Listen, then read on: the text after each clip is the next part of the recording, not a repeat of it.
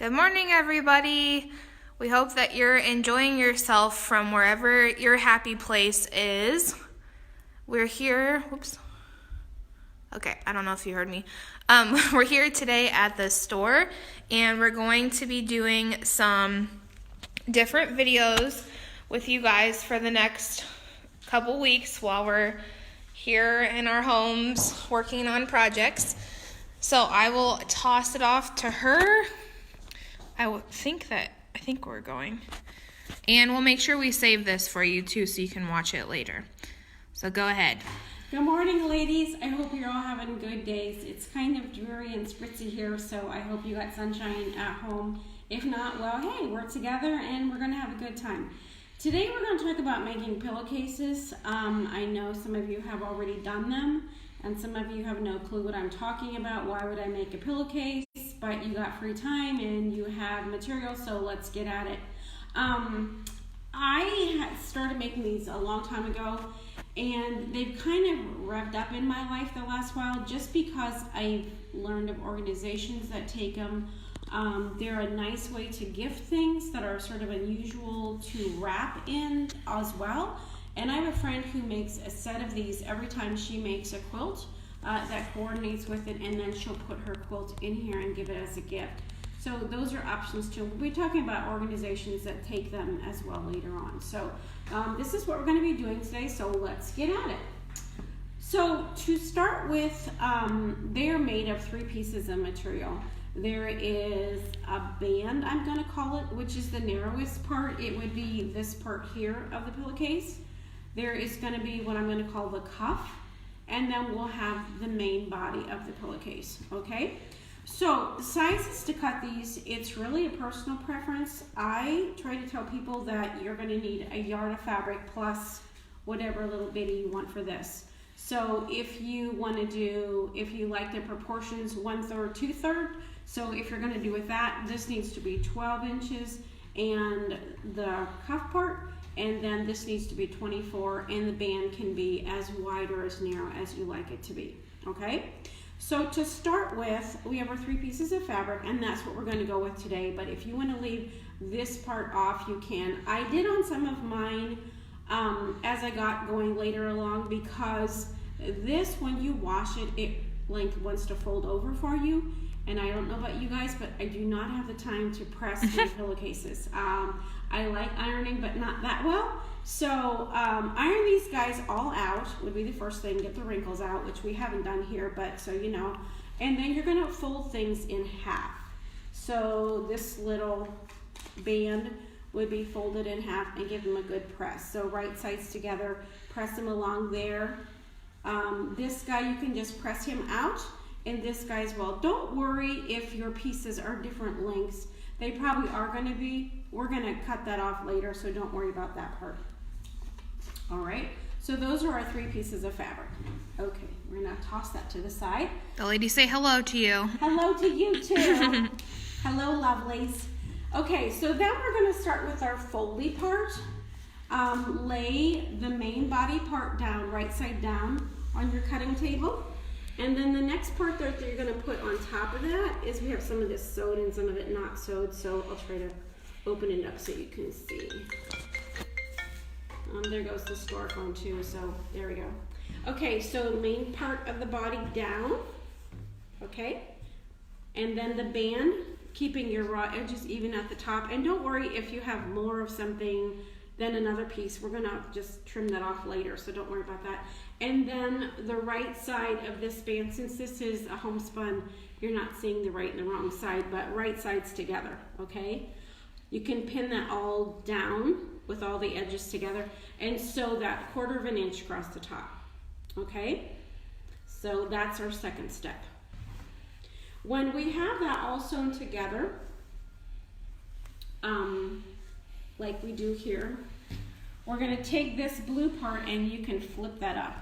Now what I've done with this little band thing that's here, I do a top stitch along that edge so it stays down, so I don't have to press my pillowcases anymore, okay? So you can flip this part up or down, whatever you want. I like to flip mine up this way, and then you're going to roll this up. Some people call this the burrito pillowcase, and this is why the rolling up part. Don't eat it though. Yeah, don't eat it though.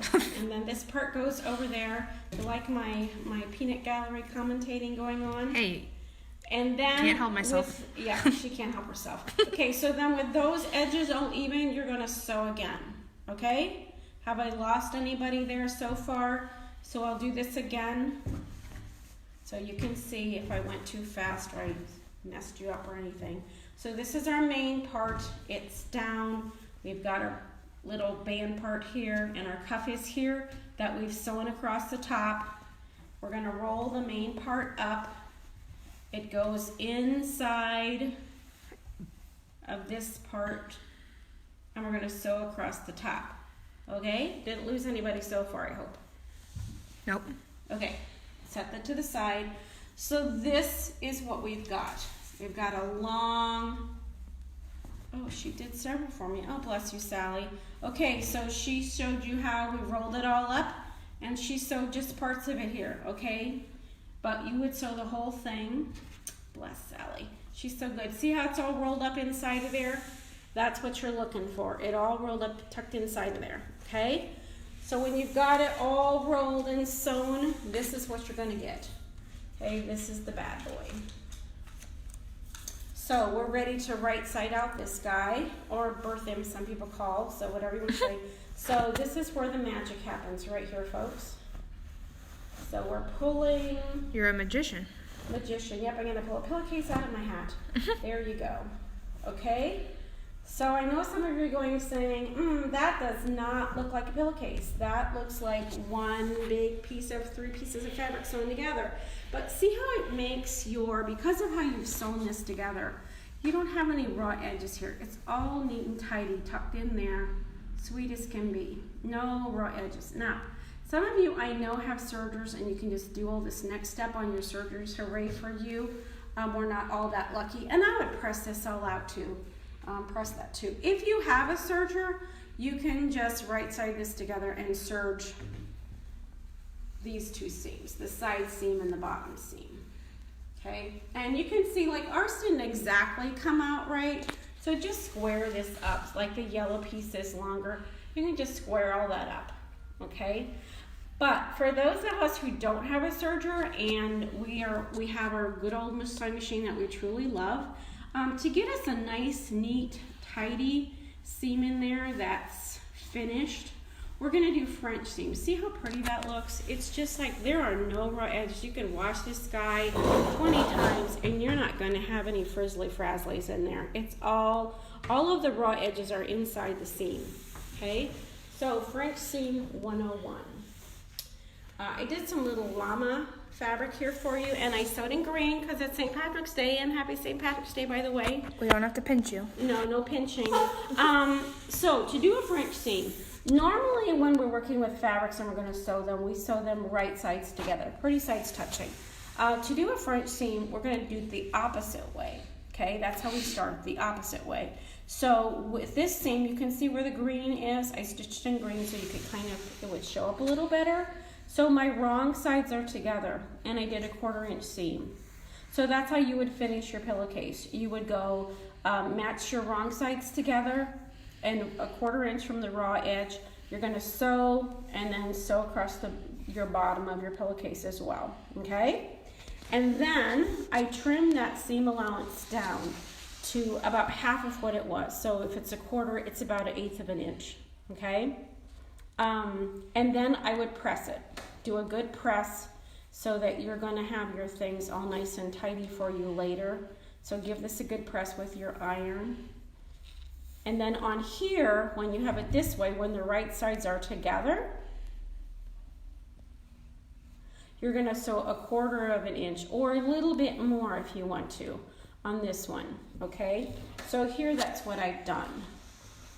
I've sewn a 1/4 of an inch away from that edge that I folded here. And see, like there is nothing showing. It makes a nice tidy seam for you. It's a little extra work, but it gives you a really nice finished pillowcase, which is what you want because you're going to wash your pillowcases a lot if you use them. Organizations that take pillowcases, besides your grandkids. You can make all kinds of cutie little pillowcases. We have one that has trucks on it if you're looking for something kind of masculine. We have one with llama and sheep on it. Of course we would. Of course. Of course we would. And then we have one that's a sewing one, if you like sewing, which we're hoping that you do. This is another pretty one out of Homespun, kind of an unexpected one maybe for you guys. One with cute little bicycles on it. And then of course, don't hate us, you people from West Virginia and Ohio, or Pennsylvania, and Ohio State one too. So, variety of things, something to fit every group of people in your life, but organizations that take them. There is a group of ladies who is called Amazing Grace Pillowcase. She is LLC, so she's a not-for-profit organization. She does them for group homes, for orphanages, for hospitals, for people that have natural disasters. There's a group of them that sew together and they make pillowcases. And they even work with social services as far as putting things into the pillowcases to give to kids that are taken from their homes. So they have a little bag that's their own. If you want more information about that, I'll try to put a link in somewhere here so that you can get a hold of Mary and like sew your pillowcases and get them to her. Or if you want to drop them off here at the store, we'll see that Mary gets them too as well. So it's a wonderful group, a great organization. If you're looking for someplace to donate them because you've made enough for everybody in your world, she's happy to help you out that way too. So that was today's video. Tomorrow we're going to be working on a towel. It's going to be a straw hat towel that we did. So we want to try to keep connected with you guys so that you know that even if you're at your house by yourself, that you're in a sewing community. And I hope you feel the love today. And I hope you're wearing green and you don't get pinned. So if you have any questions or comments, we're kind of going to be here at the store. We're going to try to be here from 10 to 3 as long as we can. So if you need things, you can call in. Emailing right now isn't probably the best option that you have for us because of some issues that we're having here, but we're trying to get that fixed up too. So call 330-893-3163 and we're happy to take your calls. Or you can shoot comments on here and we can direct message you as well too. So hey, hope you're having a good day and maybe we'll see you tomorrow at 10:30 as well. Take care. Bye-bye.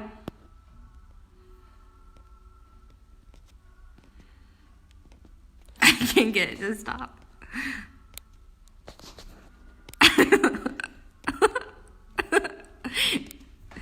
User error. The button is not working. Seriously, it didn't stop yet? I'm serious. Well, hello again. Still more. I don't know what to do. How about turn your phone off? Okay. It's still there.